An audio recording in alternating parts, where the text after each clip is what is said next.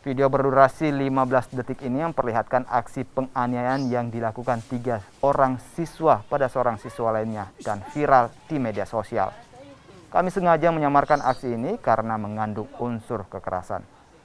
Kepala SMK 1 Gorontalo, Ruslan Espanyu, mengungkapkan aksi pengeroyokan terjadi di depan SMK 1 Gorontalo pada 20 Desember tahun lalu. Aksi ini terjadi diduga karena kesalahpahaman antar siswa. Pihak sekolah telah melakukan mediasi kepada para orang tua siswa dengan melibatkan pemerintah setempat dan aparat kepolisian. Kita belum bisa mengurai secara utuh itu karena setelah kejadian itu dan beredarnya video, kita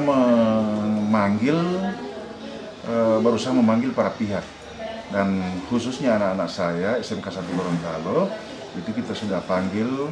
Esoknya orang tuanya sudah hadir dan alhamdulillah Ibu Lurah juga hadir, dan dari Polsek Kota Utara yang diwakili oleh Babin dan Tikmas sudah hadir, dan rupanya itu salah paham.